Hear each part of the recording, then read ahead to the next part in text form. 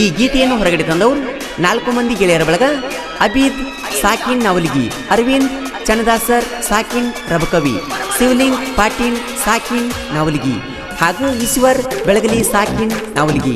ಈ ಸಾಹಿತ್ಯ ಪ್ರೇಮಿ ಈಶ್ವರ್ ಬೆಳಗಲಿ ಇವರ ಮೊಬೈಲ್ ನಂಬರ್ 8310988957. ಗಾಯಕ